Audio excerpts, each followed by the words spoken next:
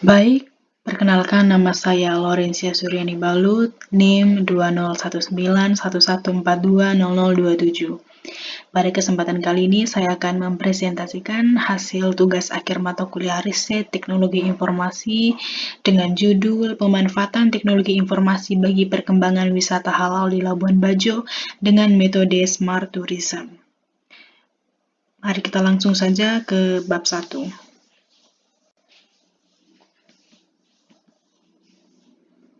Baik, pada bab 1 ini terdapat latar belakang. Di Indonesia, pariwisata merupakan industri pariwisata yang tumbuh paling cepat dan menjadi sektor ekonomi terbesar karena kontribusinya terhadap pasar devisa negara terbesar kedua setelah industri kelapa sawit yang mencapai 15.956 miliar US dollar pada tahun 2016.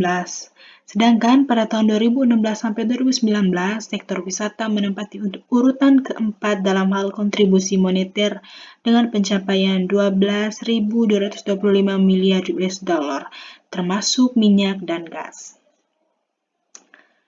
Di Indonesia, wisata halal telah dikembangkan menjadi program nasional oleh Kementerian Pariwisata. Tentunya untuk menarik wisatawan muslim diperlukan strategi komunikasi seperti penciptaan segmen pasar baru. Wisata halal merupakan program baru dan memiliki banyak potensi untuk dikembangkan di Indonesia.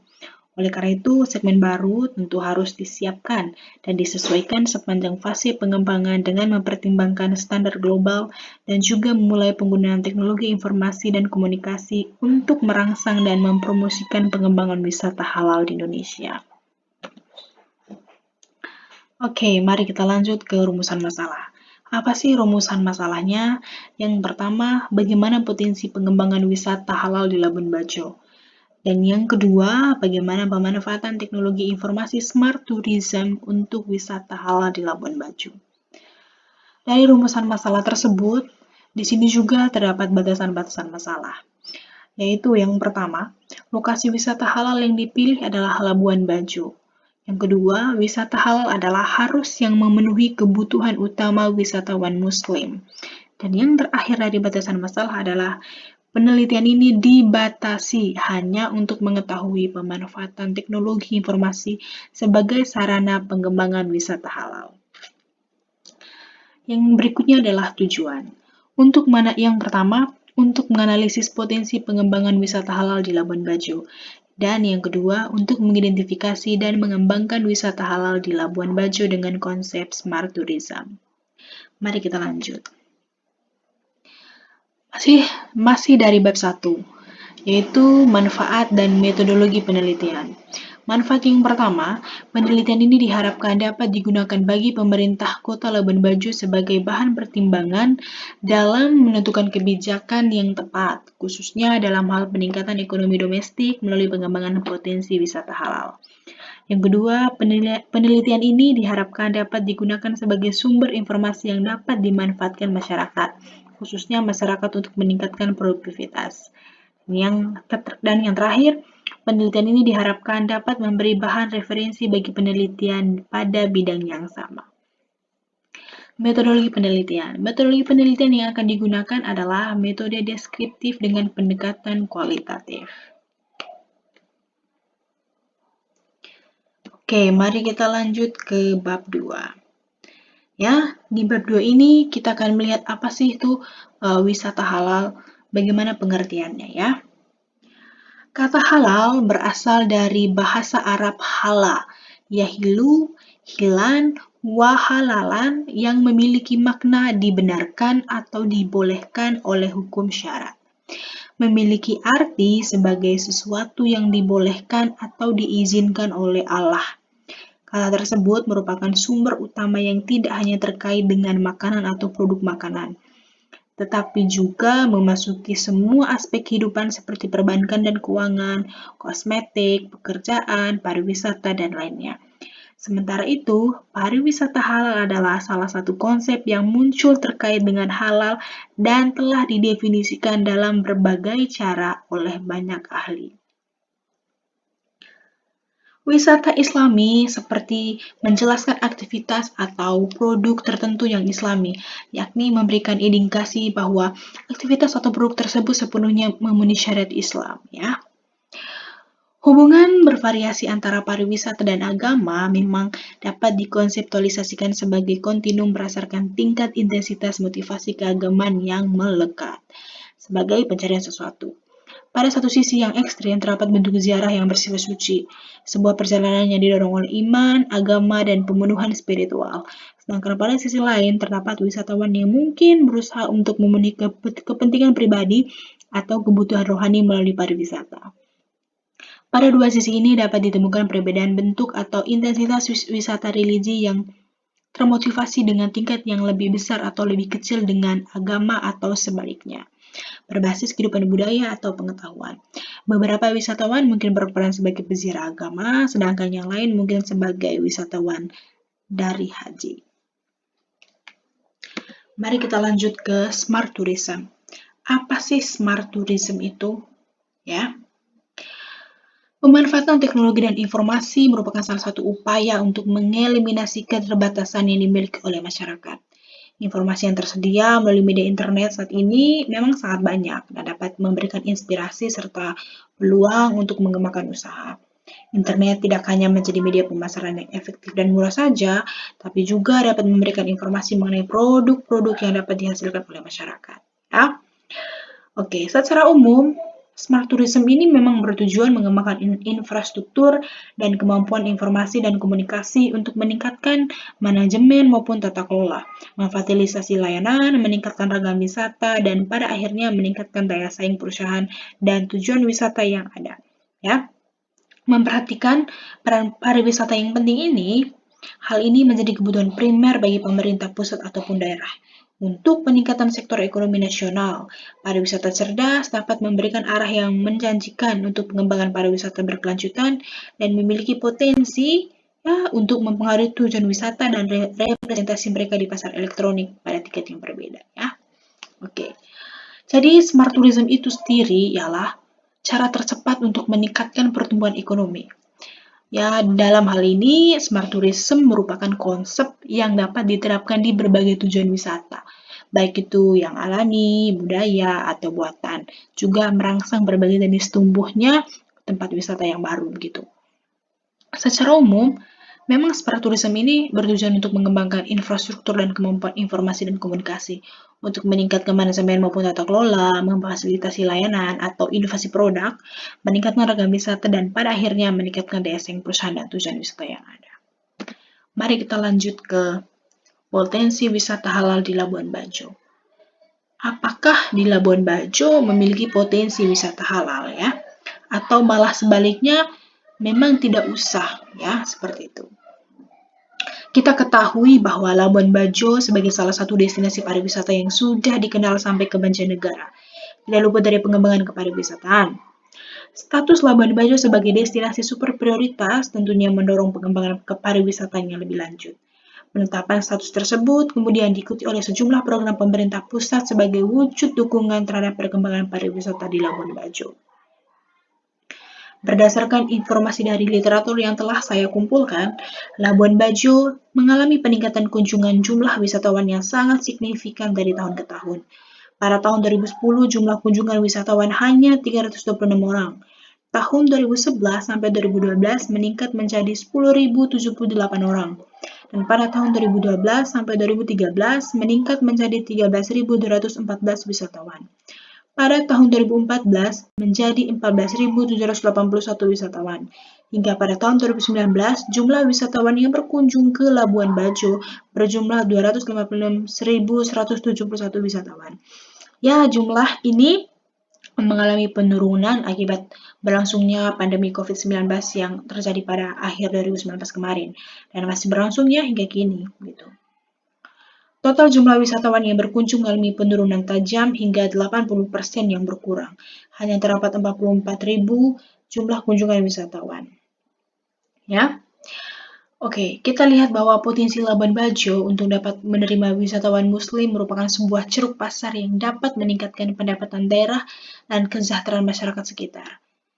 Dari pengenalan konsep wisata halal khususnya di Kabupaten Manggarai Barat yang beribu kota Labuan Bajo, diharapkan dapat membantu peningkatan wisatawan Muslim dan memperluas pangsa pasar Labuan Bajo khususnya bagi wisatawan Muslim.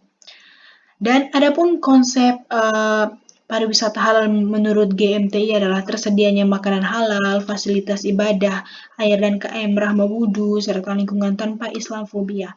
Ada dampak sosial yang baik, di mana masyarakat lokal mendapatkan manfaat dari wisata halal. Mari kita lanjut ke bagaimana sih sebenarnya konsep wisata halal dengan konsep smart tourism itu?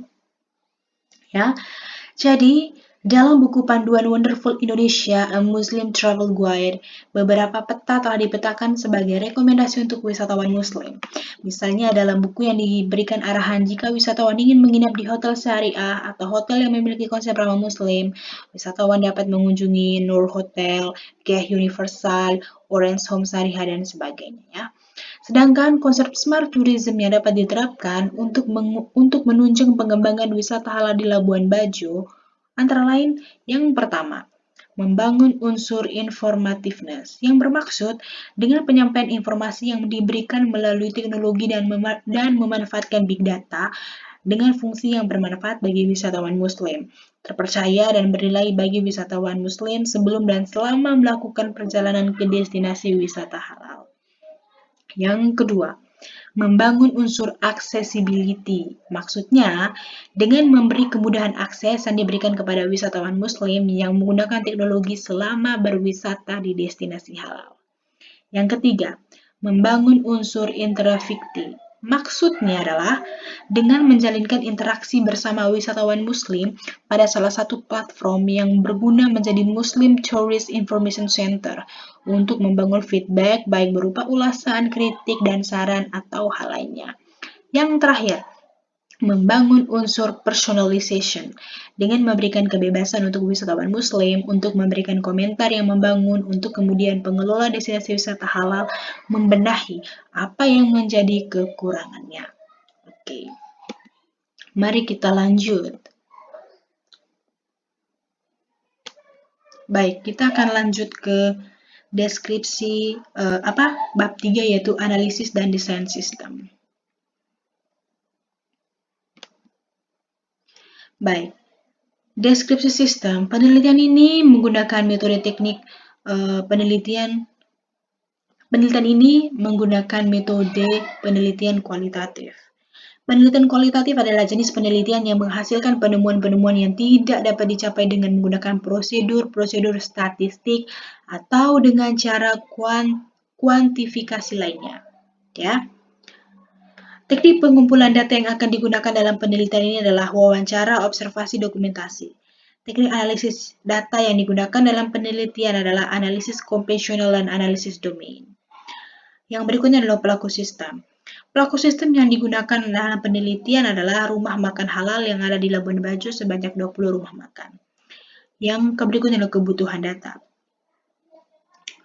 Teknik pengumpulan data dalam penelitian ini yaitu observasi, wawancara, dan mengambil dokumen atau bisa dikatakan seperti di foto atau di video nanti ya. Setelah dibaca, dipelajari, dan ditelaah, langkah berikutnya ialah mengadakan reduksi data yang dilakukan dengan jalan melakukan abstraksi. Abstraksi merupakan usaha membuat rangkuman yang inti, proses, dan pernyataan-pernyataan yang perlu dijaga sehingga tetap terjaga di dalamnya. Oke, yang berikutnya adalah arsitektur sistem. Arsitektur sistem ini terdiri dari dua, yaitu arsitektur perangkat lunak dan arsitektur perangkat keras.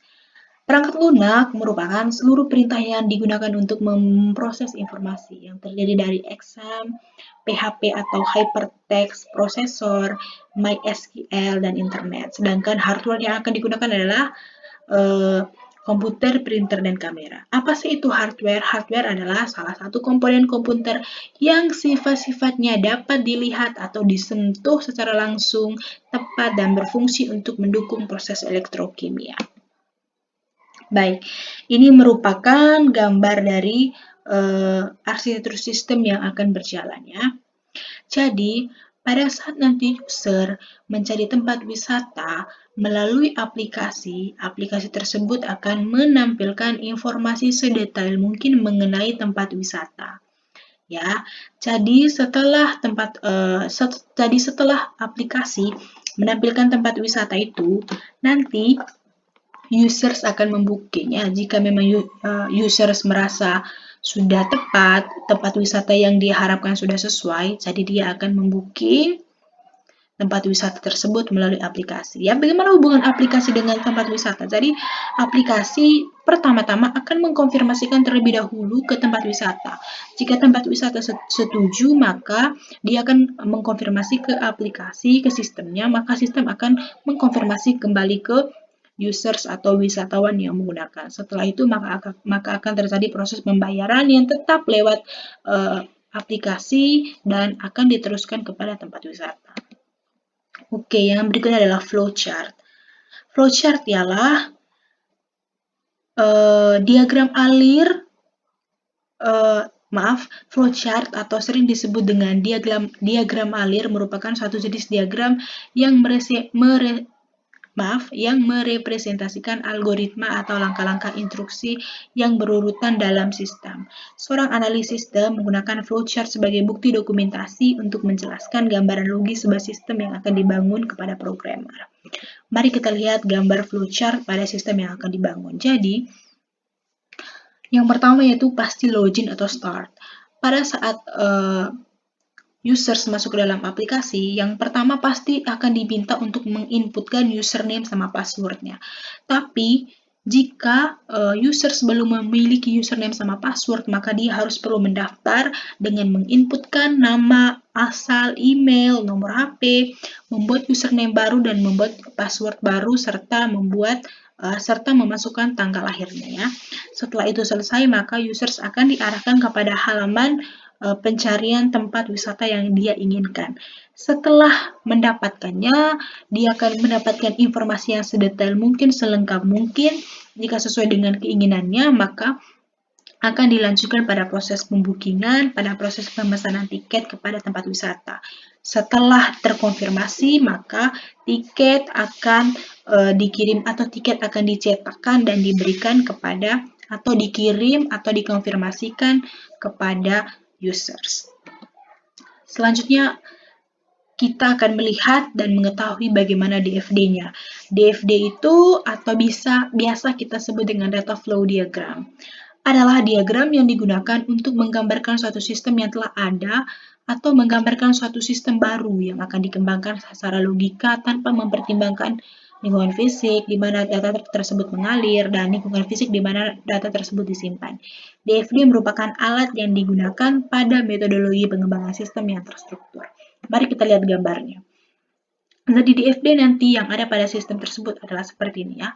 Pada saat nanti wisatawan masuk ke aplikasi, yang pasti dan harus adalah data wisatawan tersebut harus sudah masuk ke dalam aplikasi. Jadi maksudnya adalah wisatawan harus menginput semua data pribadinya, harus menginput semua tujuan wisatawannya, tujuan wisatanya, lokasinya sekarang di mana, dan bagian akhir nanti itu yang pasti adalah proses pembayaran.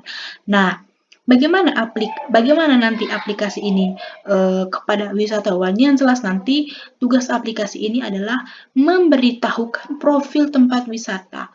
Jadi dia akan memberikan selengkap-lengkapnya informasi mengenai semua tempat wisata yang ada di dalamnya ya. Di mana lokasinya, fasilitas yang ada, bagaimana foto-fotonya, gambar-gambarnya, apakah sebagus yang nyata atau tidak. Jadi itulah gunanya nanti aplikasi ini nanti untuk memberikan atau mengkonfirmasikan kepada wisatawan bahwa tempat aslinya dengan yang di aplikasi ini sesuai benar begitu. Jadi aplikasi akan memberikan informasi yang sedetail mungkin, sereal mungkin. Yang jelas pada tahap akhir nanti itu tahap konfirmasi atau pembayaran ya. Nah, bagaimana hubungan aplikasi dengan tempat wisata? Nah, pada saat users membooking tempat wisata, Aplikasi yang pertama akan mengajukan permintaan kepada tempat wisata. Jika tempat wisata menyetujui, maka aplikasi akan mengkonfirmasikan ke wisatawan. Maka proses pembayaran akan berlangsung. Oke, selanjutnya kita lihat Unified Modeling Language atau biasa kita sebut dengan UML. UML merupakan metode pemodelan secara visual sebagai sarana untuk merancang dan atau membuat software berorientasi objek. Mari kita lihat gambarnya ya.